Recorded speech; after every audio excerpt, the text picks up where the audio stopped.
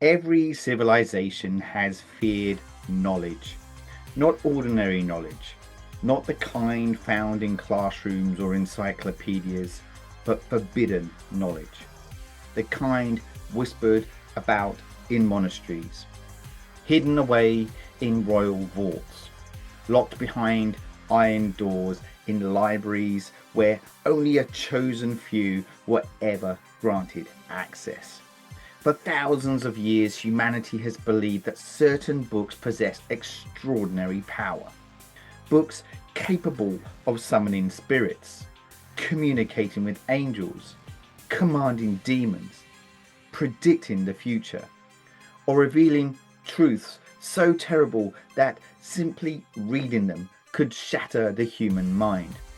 Whether these texts were ever genuinely magical is almost beside the point, because belief has always been the true source of their power. Tonight, we are opening perhaps the most infamous occult book ever conceived, a book that countless readers have searched for, collectors have claimed to own, occultists have attempted to study, filmmakers have transformed into one of horror's greatest icons, a book that scholars insist was never real, yet somehow escaped fiction. Tonight we open the Necronomicon.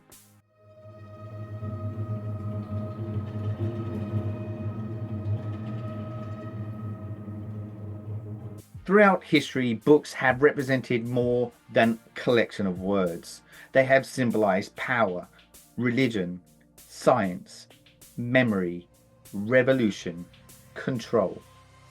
To possess knowledge was often to possess influence.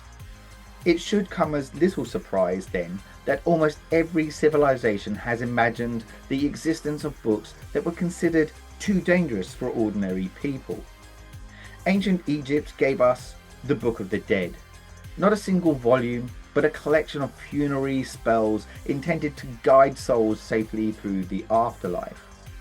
In medieval Europe, grimoires such as the Key of Solomon and the Lesser Key of Solomon promised rituals capable of invoking celestial beings, commanding demons, and uncovering hidden wisdom. Whether these texts reflected genuine magical practices or elaborate systems of symbolism remains debated to this day. Later works, including the Book of Abramelin, explored ceremonial magic through lengthy spiritual preparation, insisting the immense power could only be attained through discipline and purity of purpose. These books occupied an unusual place within history. Some were studied with reverence, others condemned by religious authorities, many copied by hand, their pages passing quietly between scholars, mystics, and collectors. And because they were difficult to obtain, they became even more alluring. Scarcity breeds mystery. Mystery invites imagination. Imagination becomes legend. It is a cycle repeated throughout human history.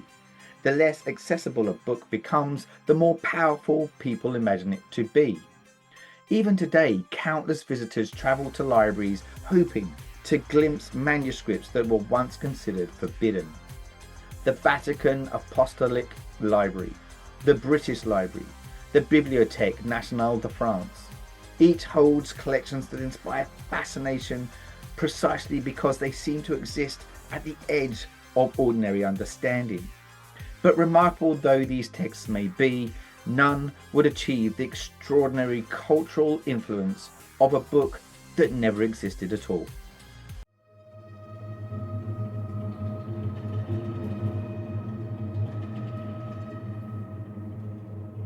Howard Phillips Lovecraft entered the world on August the 20th, 1890 in Providence, Rhode Island. Shy, reserved, intensely imaginative. His childhood was shaped by illness, isolation, and an insatiable appetite for literature. Ancient mythology fascinated him. Astronomy fascinated him. History fascinated him. Yet, above all else, he became fascinated by humanity's insignificance. Where traditional horror often presented ghosts, vampires, or werewolves, Lovecraft imagined something altogether more disturbing. He proposed that mankind occupied an almost meaningless place within an unimaginably vast universe. His monsters were not evil in the conventional sense, they simply existed beyond human comprehension. The true horror was not death, it was knowledge. Knowledge capable of revealing how small we truly are. This philosophy would later become known as cosmic horror, and at the heart of that philosophy sat an impossible book.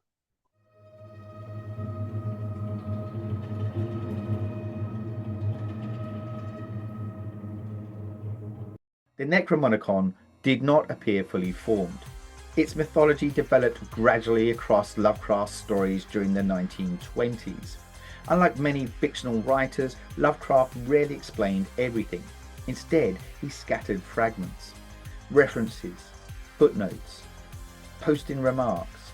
Characters spoke of a forbidden volume written centuries earlier by an enigmatic figure known only as Abdul al-Zurad. They discussed ancient translations, hidden copies, scholars who had disappeared after studying its pages. Universities where surviving editions were locked safely away from the public view. Each mention was tantalizingly brief. The Necronomicon itself remained largely unseen. Readers were invited to imagine what horrors lay within its pages, and imagination is always more terrifying than certainty. Lovecraft understood this instinctively. Rather than describing the book in detail, he described its consequences: madness, obsession, forbidden rituals, ancient entities waiting patiently beyond human perception. The Necronomicon became less a physical object and more an idea. The possibility that somewhere, someone had written down truths humanity was never meant to discover.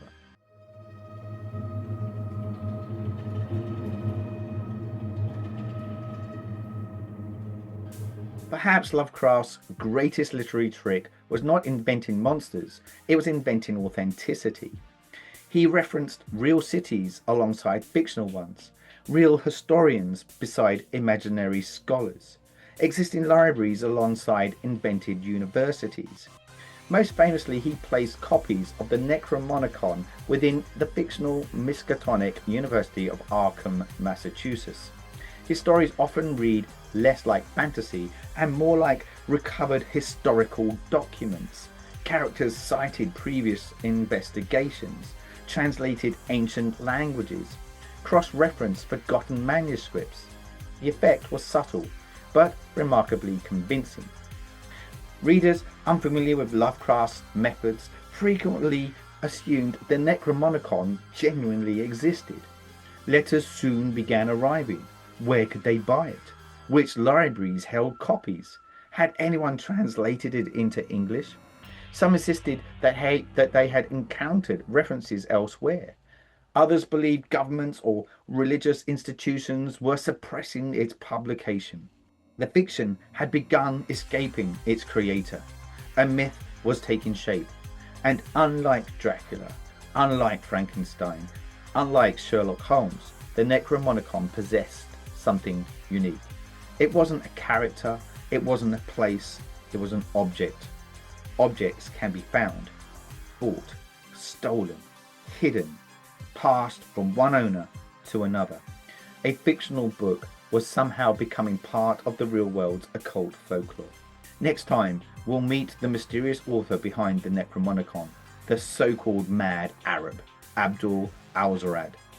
We'll explore the extraordinary lengths Lovecraft went to in crafting his fictional history, examine the strange real-world search for the book, and discover how publishers would eventually convince the thousands of readers that they had finally uncovered the genuine Necronomicon.